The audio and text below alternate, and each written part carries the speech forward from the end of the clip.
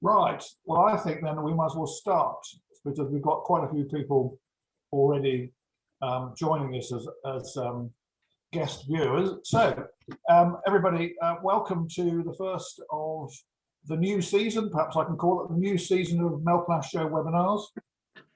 Those of you who watched the 3 that we did pre-Christmas, I hope you enjoyed all of those. We've had really good feedback from those, and it seems that we dealt with some interesting subjects in those 3. So I hope that what we've set up tonight is going to follow that line. Farm diversification in all sorts of forms, and I am personally delighted that we've got a whole range of really interesting guests that we're going to listen to.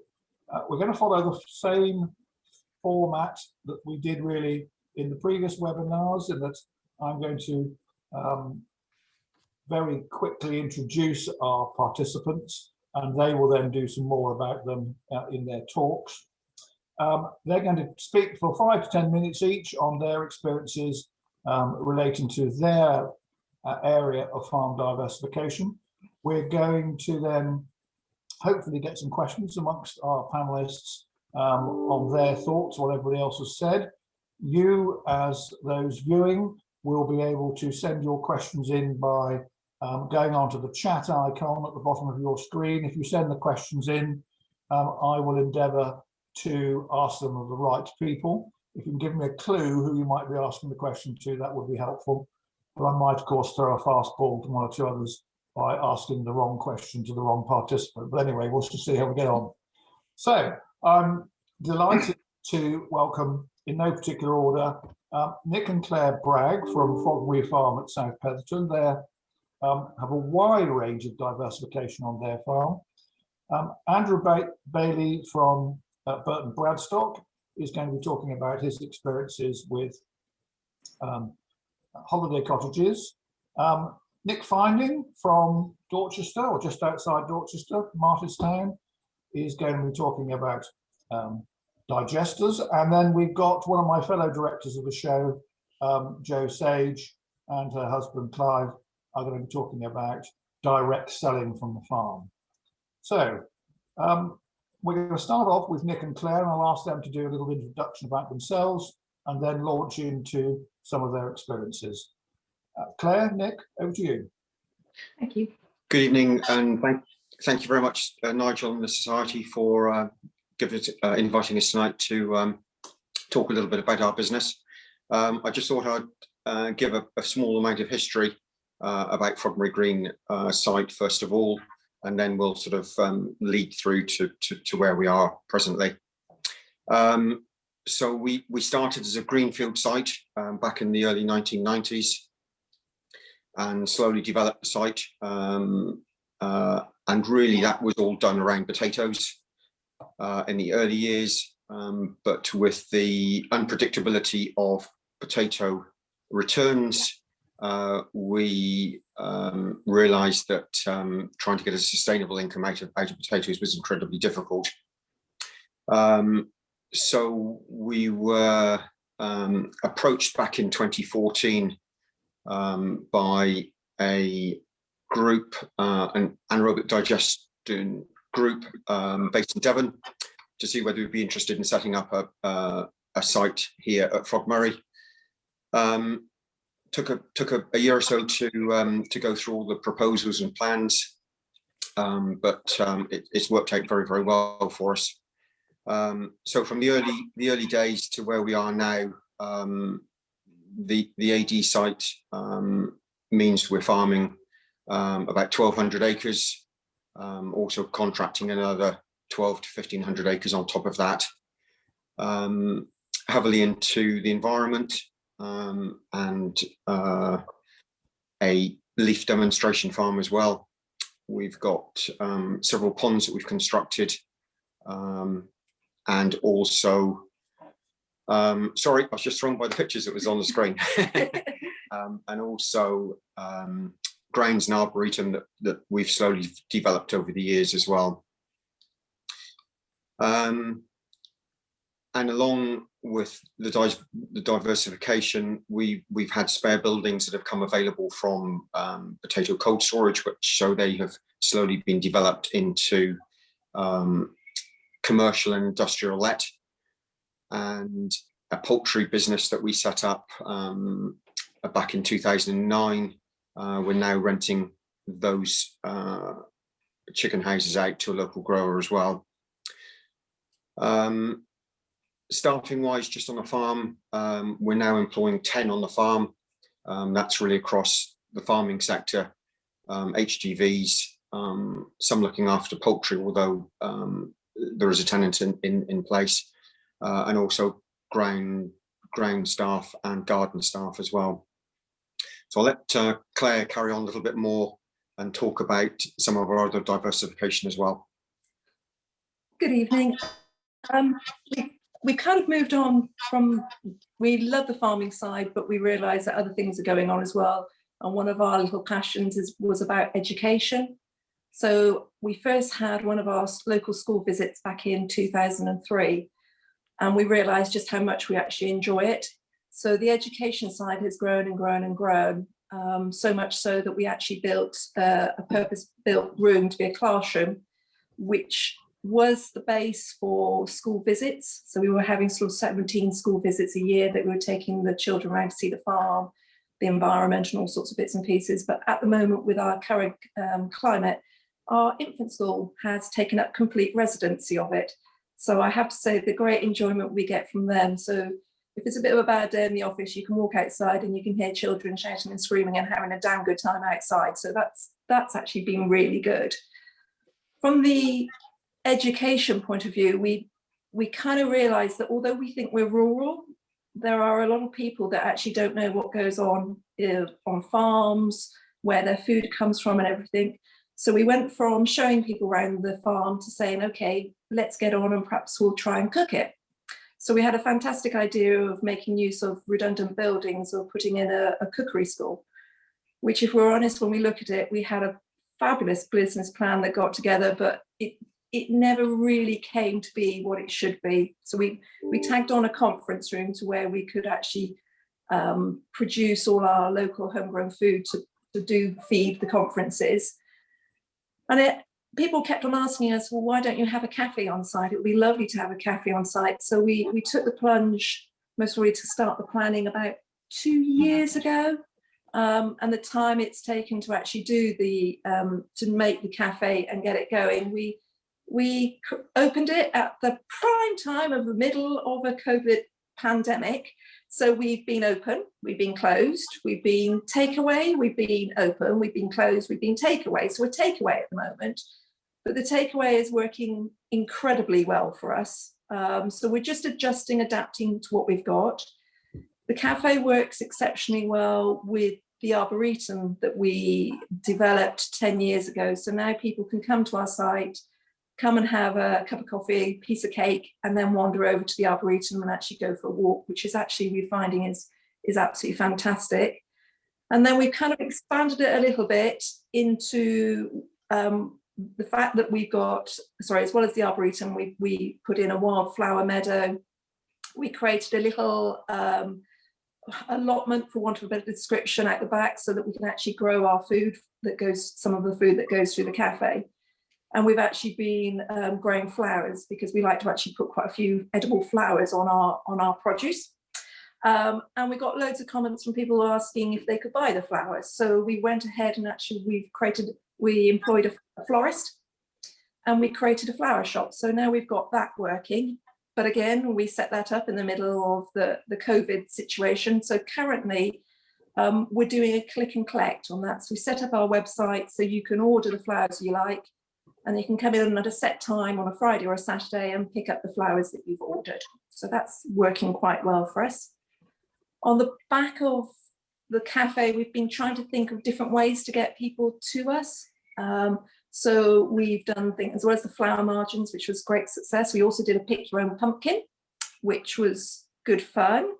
We did festive lights. So over Christmas, we decorated up the arboretum with lights, and that was a learning curve.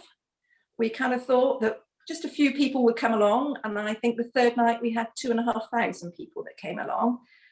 And I have to say it proved to be a real headache for us, and we were getting comments about social distancing and the whole lot, so we actually decided to call it a night on that one.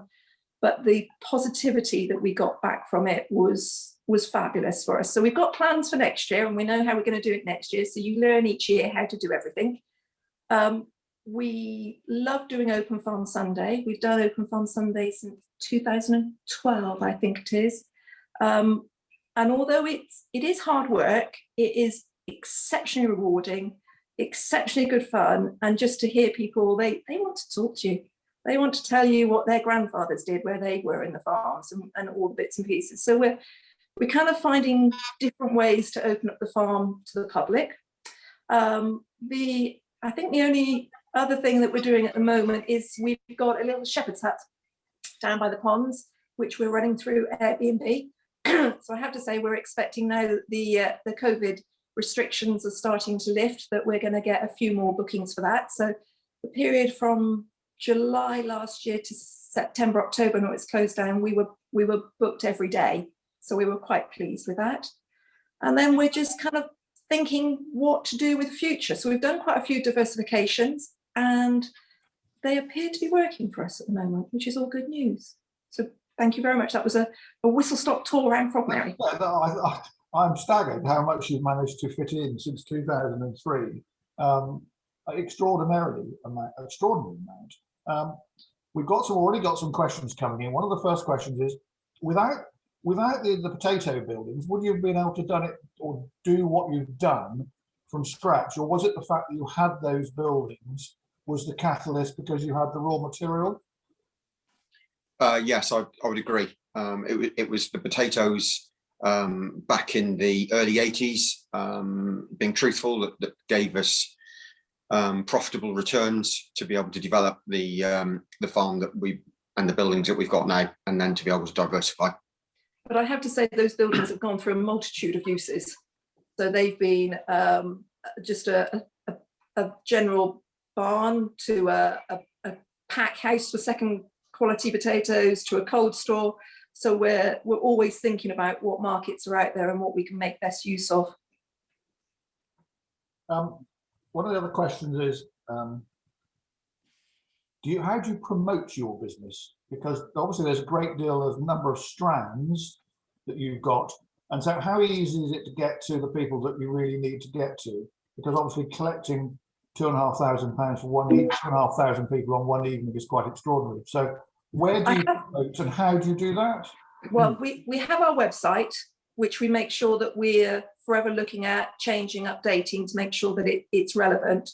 But we do a tremendous amount on social media, so Instagram and Facebook, and that's how the word gets out. So we've never paid for any advertising. In essence, that we've had to pay an invoice. It's just the time it takes to put out messages on Instagram and Facebook. And related to that, whose ideas are these? Have you got professional advisors behind the scenes saying, what about this, or what about this? Or is this Claire and Nick lying in the bath, not necessarily together, I hesitate to say, but you might be. What an image. Coming up with all these different ideas? I would say that some of the ideas come from myself. Claire being the accountant, and I've got to try and run them past her, which can be difficult. But we do have a fantastic professional team behind us. We've got consultants, our accountants, and also our bank manager. And we are in very regular contact with them. I would say potentially monthly, if not at times every other week, and just having wonderful dialogue. So we're always pushing the boundaries with them and ourselves to see what direction would be best for the business. I've got an interesting one here. You've made obviously a success with all sorts of things. Come on, tell us what the failures were, because there must have been something there that we think. Oh, we can name quite a few. So I suppose the first place, we we set up a pack house for the second quality potatoes to go to other markets rather than supermarkets. And that didn't take off and didn't do anything. So I think we tried that for about 4 or 5 years. So that wasn't particularly good. I suppose we could say that, in honesty, the cookery school didn't do what we expected it to do, but it's meant that we had the basis. That's become the kitchen for the cafe. So it's trying to, all the plans, the new plans we have, we also have an exit strategy. So if it doesn't work out, we've got something to go and somewhere else to play with. I think also we're always analysing figures and KPIs, and we're not frightened to close something down if it's not working for us, rather than just trying to keep it going. Now, that's quite an interesting tip, isn't it? That you don't just slavishly follow something if you actually accept perhaps it was a good idea, but no, it's not working. And what about the sausage making evenings? Did you come along for one of those nights? I did. I did. I was joint first in the sausage. I'm pleased to say. Anyway, no doubt we'll come back to how I make sausages later.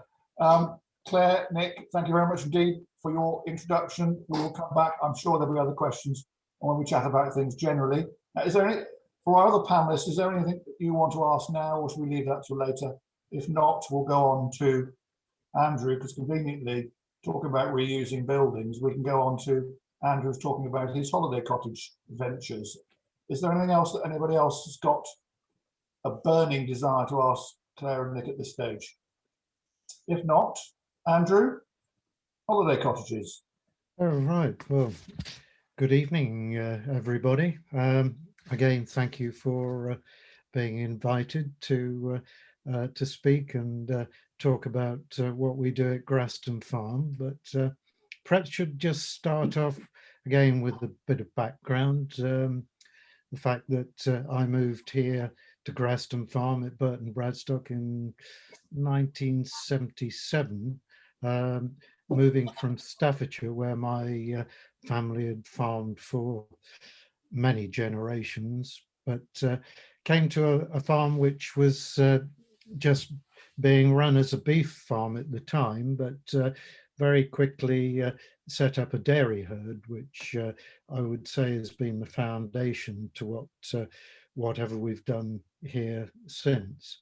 I actually, my background before moving, by coincidence, was that of a chartered surveyor. I worked as an agricultural auctioneer and valuer for 10 years, which did stand me in good stead in terms of the business aspect of what we do. But anyway, the opportunity came about to farm in Dorset, originally as a tenancy, eventually the opportunity to buy, which was possibly the best decision that we ever did. But the dairy herd, which was set up, that just expanded to from about the original 30 cows in the first year to a couple of hundred, and it was in the early 90s that basically we did actually carry out our first diversification then, which was looking for new milking equipment. Wasn't very happy with what was on offer, and on a visit to Southern Ireland, actually came across some dairy equipment which interested me. We ended up purchasing some and then taking on the agency to sell it in this country. So for the next 12 years, we did run a dairy engineering business, which ultimately was sold and incorporated into a much bigger business, which I did have a part in for a few years, which was part of the deal. But I suppose there were two sort of things which happened, which were fairly formative. One was in the late 80s, we actually won the British Grassland Society silage and grassland management competition for the whole of UK, and were in fact the first English farmers to do so. That, in a strange way, led on to being awarded a Nuffield Scholarship, which took me, amongst other places, to New Zealand. And it was about 5 years after all farm subsidies had been taken away over there. And so what had happened in those 5 years, farmers, their sort of mindset, they don't sort of think too much about doing something before they actually do it. So they'd all rushed out to diversify, thinking that that was going to be their savior. And I took a big lesson from that, because the majority, and I say the majority, more than 50% of those diversifications had fatal consequences for those businesses. So the lesson to me was that whatever you diversify into, it mustn't actually compromise the core business.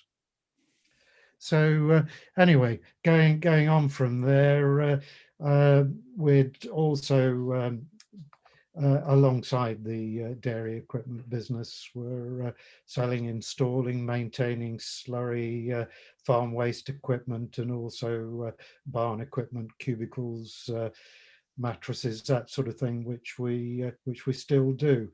But 8 years ago, decision was made to sell the dairy cows, based on the fact that we needed to make major investment if we were going to move forward with it.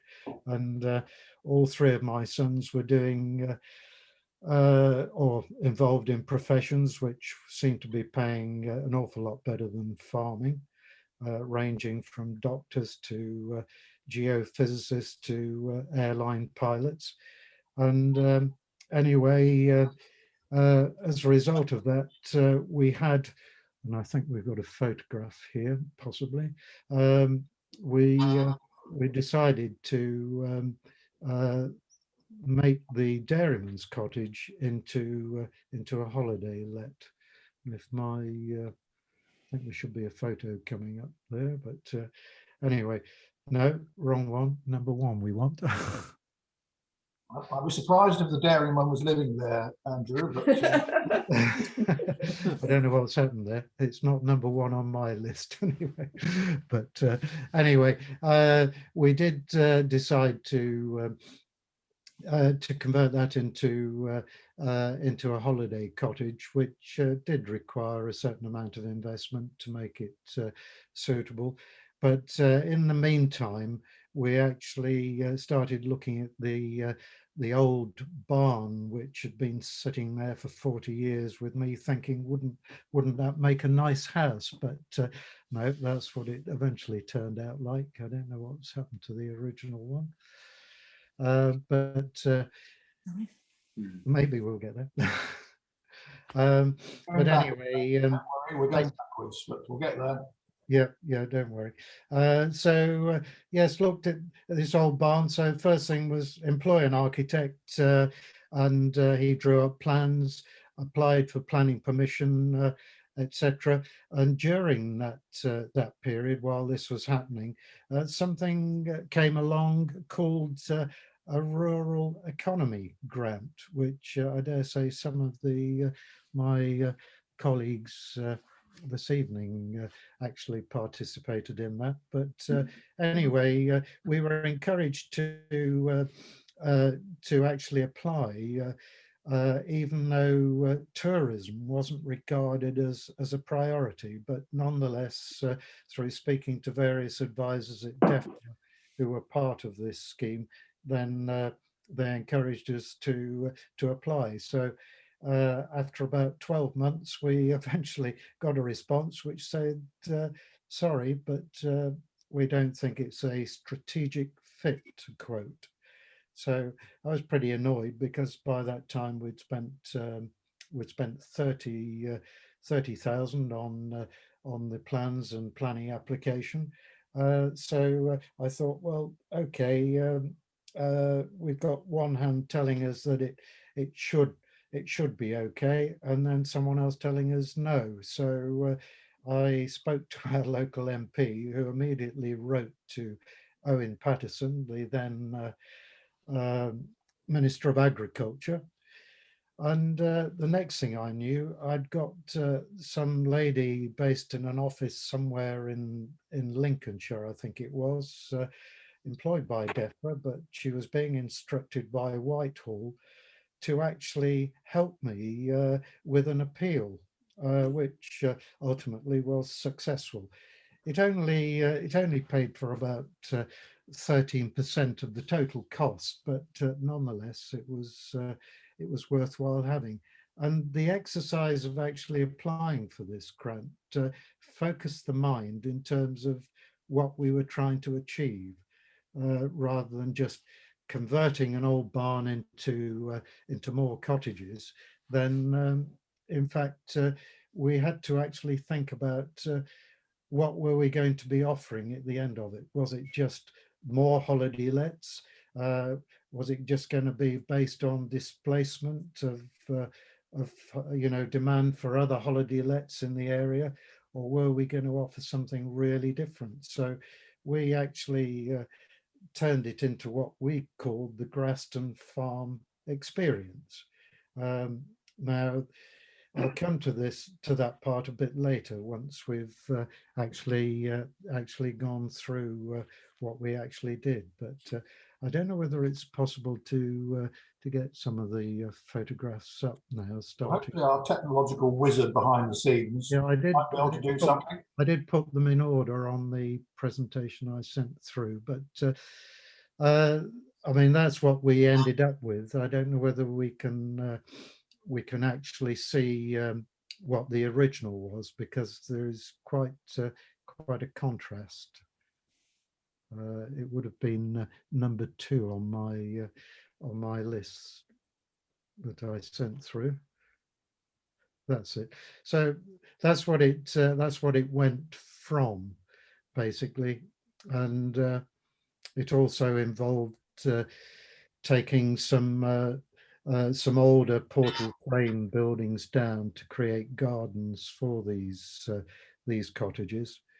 But let's have a look.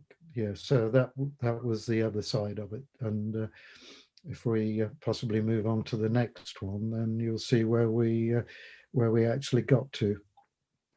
We employed a local builder, one that we'd worked with before, which was pretty important on the basis that we were project managing the whole thing ourselves, and it really did depend on a builder that was willing to actually have a good dialogue throughout the whole process, because despite we had a full specification drawn up by the architect, and also there were plans drawn up by a structural engineer. This is the internals.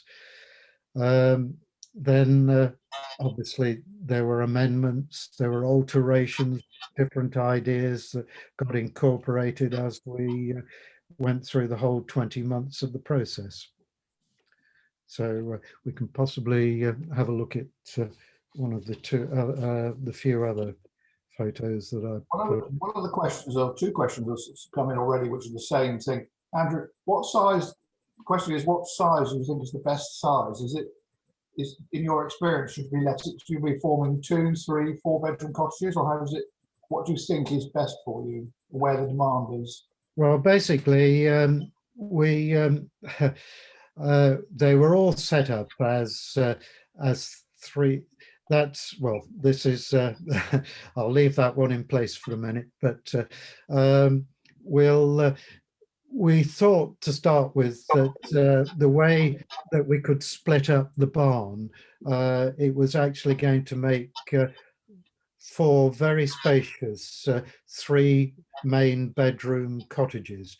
In fact, we ended up with one of them as 4-bedroom, and also each of the large sitting rooms does have a double sofa bed in there, which means that cottages can sleep up to nine persons in each.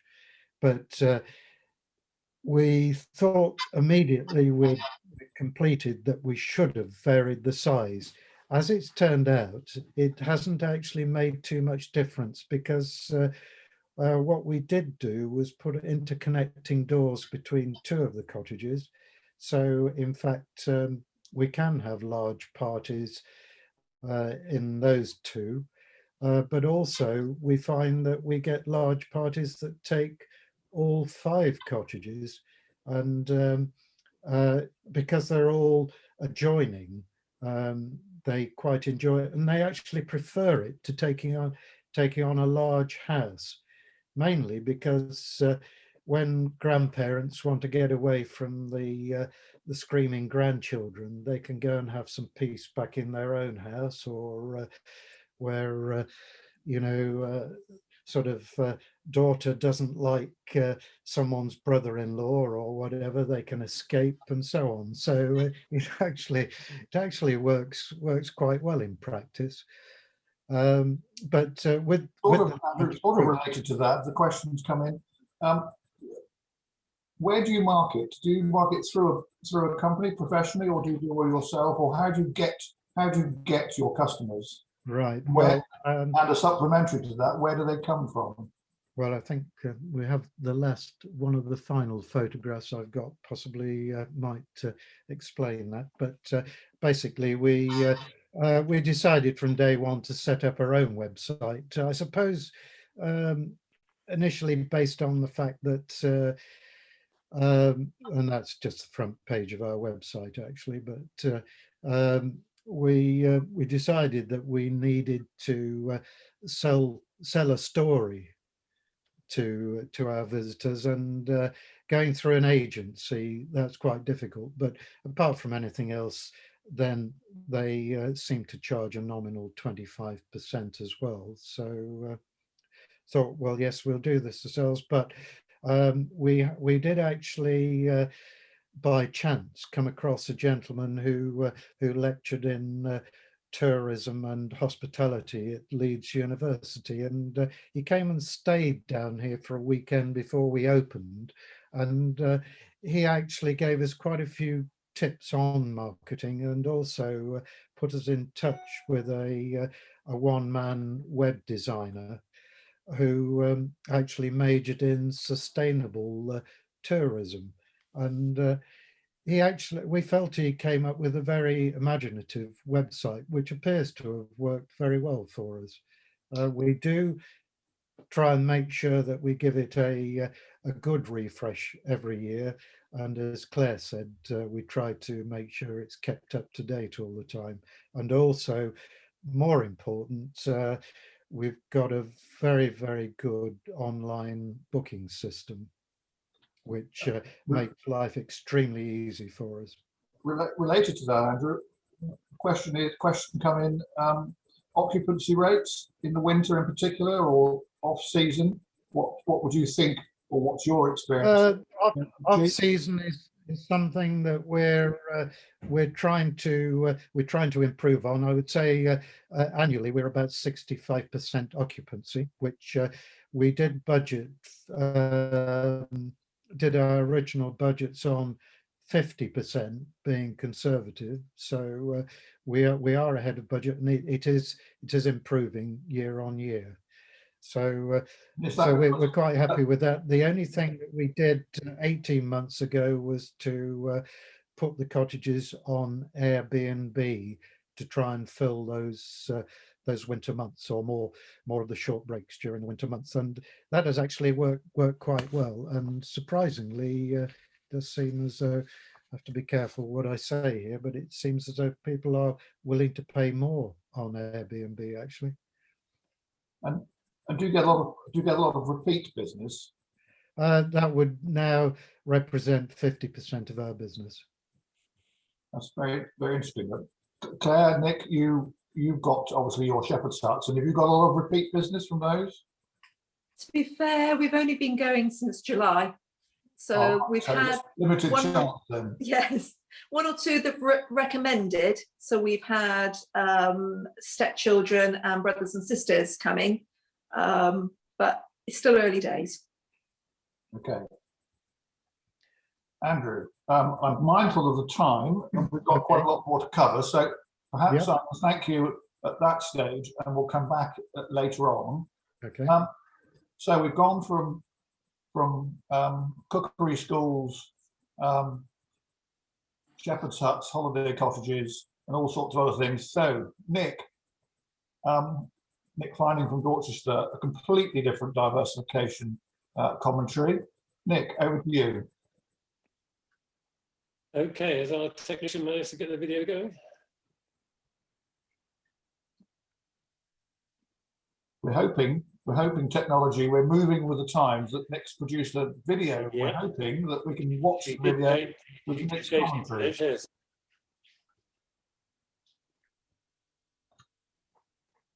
If not, Nick, you'll have to start. Is there anybody there? Do you want to start, Nick? Do you want to start anyway, and then hopefully it'll appear and you can catch up?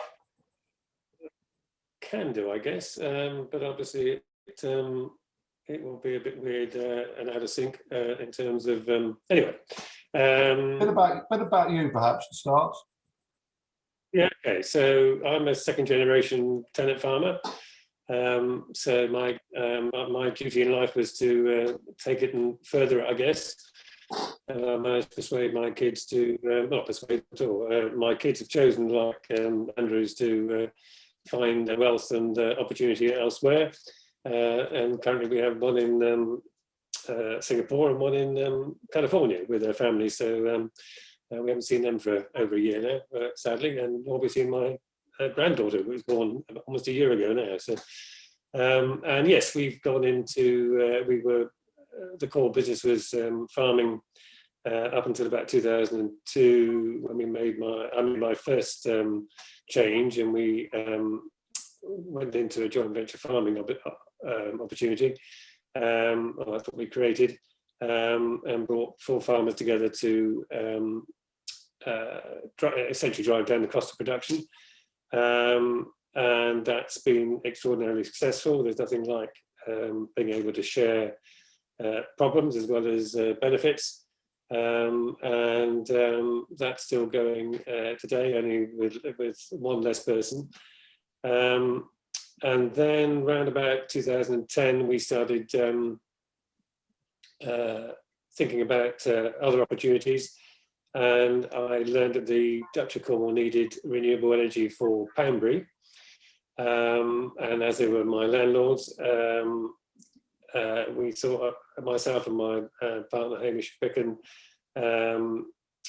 put a proposal to them to provide them with electricity at the time for their renewable energy. The first one was not accepted. The people who won it didn't make use of it, and so we then bid again and got it. And in the end, we became the first in the UK to inject green gas into the national gas network from anaerobic digestion. And as a result, today we produce enough green gas to reach 7,500 houses in winter and 100,000 houses in summer. The digestion process is much the same as feeding a cow. The feed goes in, it ferments, the methane gas is produced, and the byproduct is returned as a fertilizer.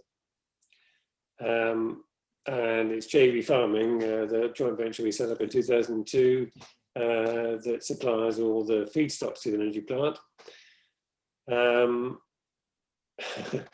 I've got writing here, it's probably not quite making sense. I'm supposed to be following a video, but you would be seeing the beast, as we call it, being fed at this point, and it's fed every hour, 24 hours a day. This is the digester.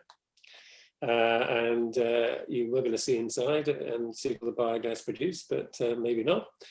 About a third of the gas is used to generate electricity to power the plant, and the rest is pressurized through all the membranes, where the CO2 is cleaned out and the methane is separated to be injected into the gas network. And then since working out how to produce the gas, we've now moved on to add value to the byproducts. And the first thing we did was to bag the digestate to sell to garden centres under the brand Blooming Amazing. Hello, it looks like right, okay, cool. Right, so well, this is how it started, but there's Panbury. Okay, moving along. And that's the green, that's where we talked about how many houses we produced. There's the post digester, and shows it was opened by the Prince of Wales on 21st of November. And this is just the diagram, the pictorial of showing you how similar it is to feeding a cow. And organic fertilizer produced. And then we go on to, yeah, so this is us cutting all the feedstocks. We used maize and rye, 60% maize and 65% maize and 35% rye. And then that's all taken to the site where we can store upwards of about 40,000 tonnes of feedstock there. And you can see the digester and the post digester in the background there. And then he's going to catch up, great. And there we are feeding the beast. And then we're about to, so that's on a system which we can operate remotely rather, from anything from an iPhone to a laptop. So that then goes on up into the digester where it's stirred for 30 days, all the way down through, and there's the gas bubbling. And then we say, as I said, about a third of the gas is used to generate electricity to power the plant, and then the rest is pressurized through all these membranes where the CO2 is cleaned out and the methane is separated to be injected into the gas network. And that's the place where it's all checked and made sure it's okay. And this is where we talk about the byproducts. That's the digestate that we use to bag. And here you see the bagging plant we invested in that can produce about 40 pallets a day on average. After being loaded into the hopper, the product goes down through this machine where the bags are formed, filled and sealed, and then moved to the robot, which stacks about 45 bags in 14 layers. And if anybody asks me what one of the worst things is, it's dealing with Italian technology. But there we are, or dealing with Italians using their technology, but especially during COVID, which is always good fun. But that's Italian, as is the CO2 equipment. So it goes along, and there's the robot. And then the pallets then moves on to be wrapped twice and sealed on top to keep the rain out. This is probably the most thing I could watch all day, is that robot.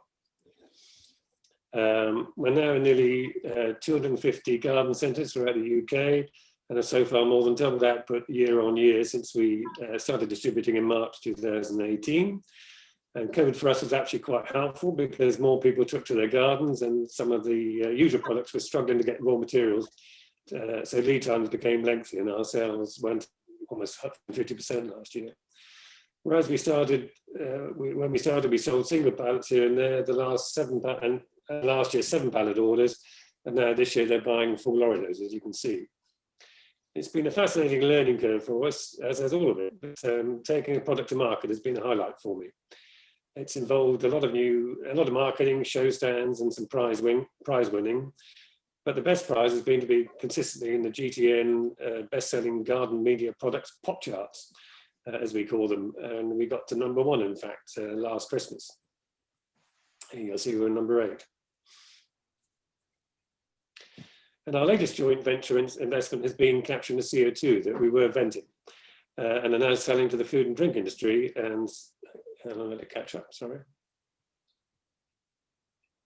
So this is the CO2. One of the questions that's come in, Nick, is question: Hang on. Could you have done all this without? Is this all done with your own capital, or is there grant aid to help you fund all of this capital equipment? No grants, and the reason we didn't go for grants is because at the time it would have taken to have got a grant, we'd have lost production over far too long, and we just won't get on and do it. We were working with joint venture capitalists when we first started. There were 4 farmers, including myself, who put up money, their own money, and then the Duchy of Cornwall had a 50% share in it as well. And when we were talking about the joint venture capitalists, capitalists, we got to the due diligence and all the rest of it, and the Duchy turned around and said, well, why don't you use us and we'll give you the same rate, having got somebody else to do the legwork. And I think that was the point at which, if we hadn't had them as our financiers for the money that wasn't put up by shareholders, the equity partners, we wouldn't have got into it, because we were going to be generating electric originally. And then somebody came to us 10 days before we were going to buy £2 million worth of combined heat and power unit generators, and say, why don't we try and clean the gas and put it into the grid?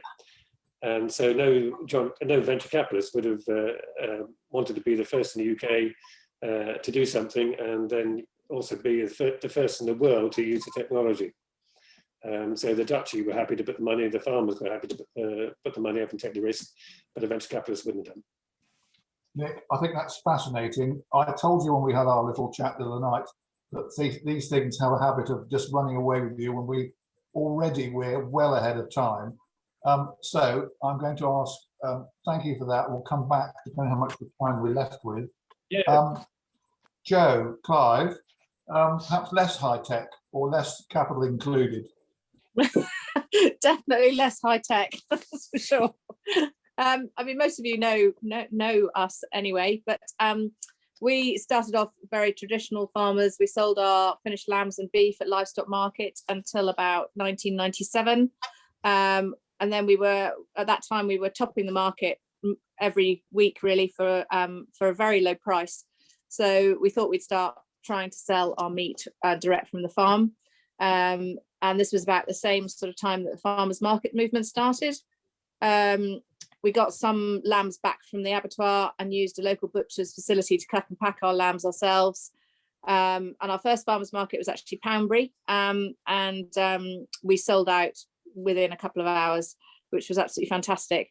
And from then on, we did 2 or 3 farmers markets a week in Dorset, Somerset and Devon. So it was a lot of time away from the farm, but they were doing really well in those days. And in order to have fresh meat available all year round, we did 3 lambings for a while. So we were quite busy in those days. Clive ended up on the board of Dorset Farmers Markets, and he actually ran Bridport Farmers Market, Sherborne and Christchurch for a few years. And then we got a grant to build a cutting room with a large walk-in fridge on the farm. So we sent the lambs off and the beef off to the abattoir, and then got the carcasses back to the farm.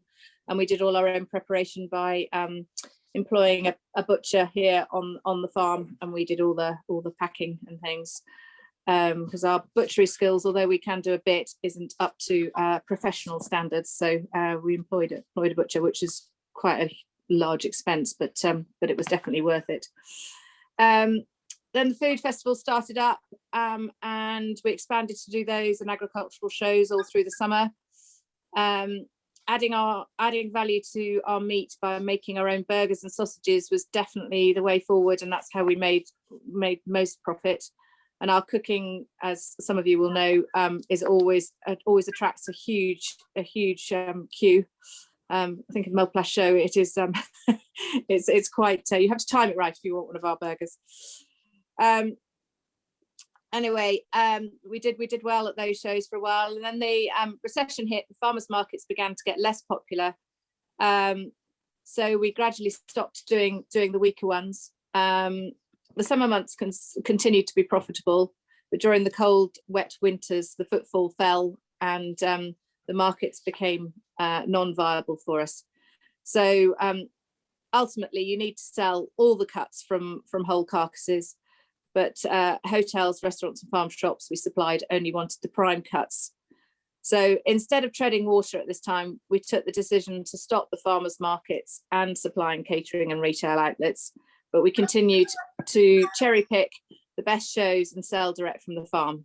So that's continued until this last year, when obviously all the shows weren't happening. So we have gone basically full circle and gone back 20 years, and we're selling at wholesale livestock market again, which luckily for us, the prices have actually been really good this year. So and we're probably doing as well as when we were selling all our lambs direct.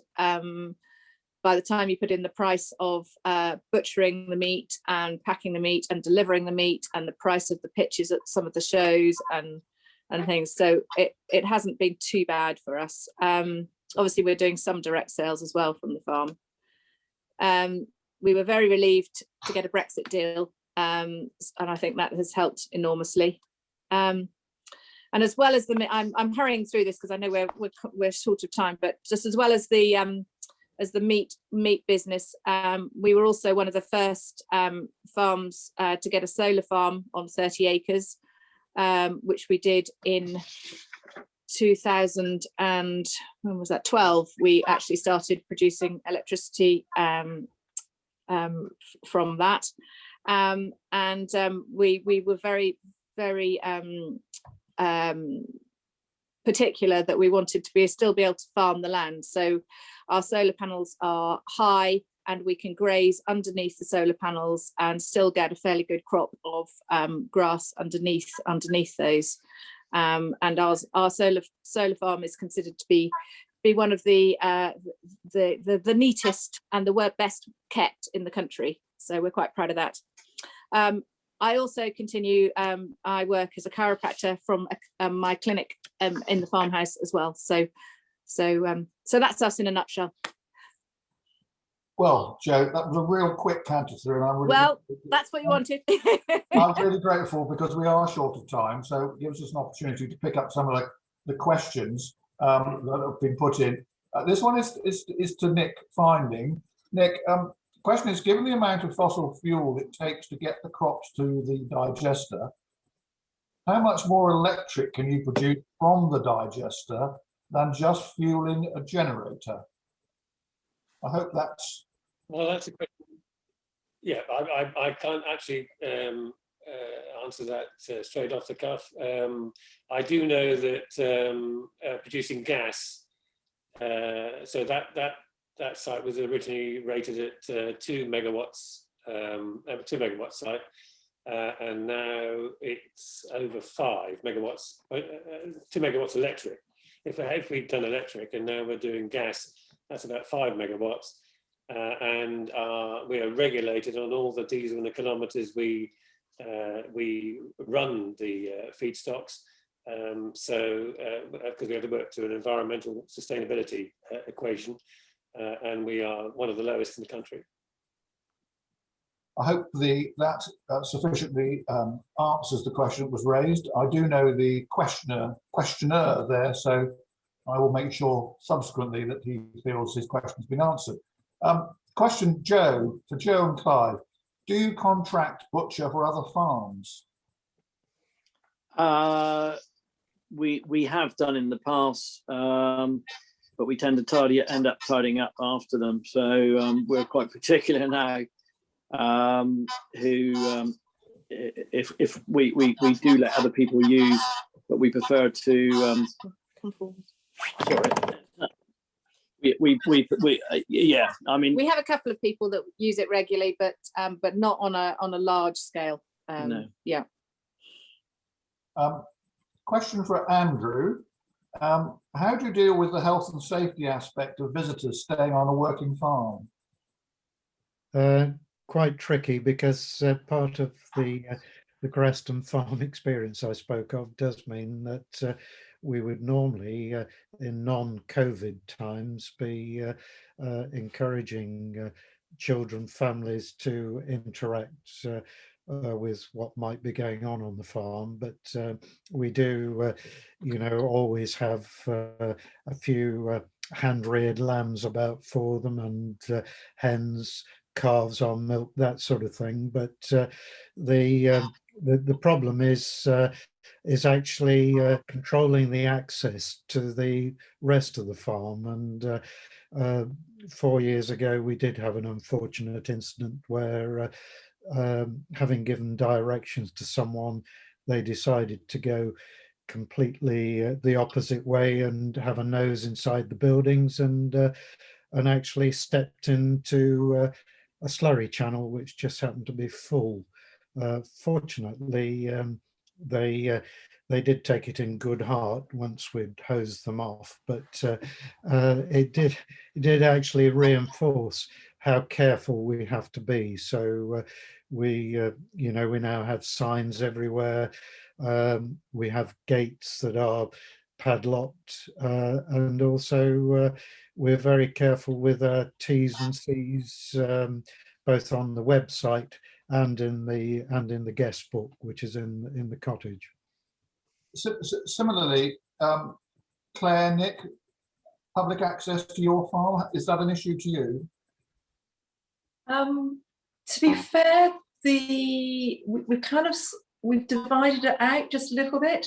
So the actual farming enterprise is in one yard, and it's a lower yard that the public can come into. And the walking area, the arboretum, is across the road, and not where we're farming as such. So it kind of manages itself, but we are aware, and all our lads who are in the top yard are told that if the public tend to wander up there, then it's a very polite way of saying it's not the safest of places, and could you return to where you should be. One question's come in, well, thank you for that, but one question's come in about interested in the school visits. Is that a commercial enterprise effectively for you? No, well, having said that, we gained a grant from Somerset County Council to provide the school visits. So it's a purely break-even point. And if I'm honest, it's something that I adore doing. I think I get down to the age group that we're taking around, which generally is about a 5-year-old. So my mental age is perfect just for that. So no, it's not a commercial effect at all. And like I say, the local infant school are taking full ownership of the classroom at the moment, and we're not charging them for it. And you're aware, of course, that we in the society do the same thing at Washington Farm, which has been a huge success as far as the society is concerned. And it's a great advert for the society and help to children, obviously, in the area. We have in particular the Melplash show circle of our 12 miles radius of Melplash Church is, in theory, what we're supposed to be looking at. So that's our patch. So we don't quite presumably really compete with you, Claire, do we? Well, no, but it's not about competing. It's just about giving children the opportunity, isn't it? Yeah. And for everybody to get the enjoyment from it, because there is such huge enjoyment from doing it. Right. Well, unbelievably, we have just whiled away an hour on a Wednesday evening. That's just seemed to have shot by, and I think that's due to the diverse subjects that we've covered, and the clarity in which all our 4 presenters have given us on their different things. So thank you to all of you. Huge thanks to all of you. It seemed to me that there were 2 things that have come out of that that I picked up. Firstly, the flexibility and the fact that you both, Claire, Nick and Joe and Clive, both said that things weren't working. They were flexible enough to change it and do something else, and just don't slavishly stick to something just because we have been doing it, hoping that it might work out. That was an interesting comment. And the other one was a catchphrase I think that Andrew used, that diversification shouldn't compromise your main business, which again I thought was an interesting comment. So thank you to all our panelists. Thank you for the numbers of people who have watched. Thank you for all your questions, and please look out for the next webinar. We've got a number of ideas. We haven't actually finalized yet, but we're hoping for at least 2 more within the next 6 to 8 weeks. So I look forward to seeing you then. And again, I thank you all and look forward to some of these spring evenings. Wasn't it nice this evening? It was 6 o'clock and it was almost light still. So thank you again, and we'll see you on the next one. Thank you. Thank you. Thank you. Thanks.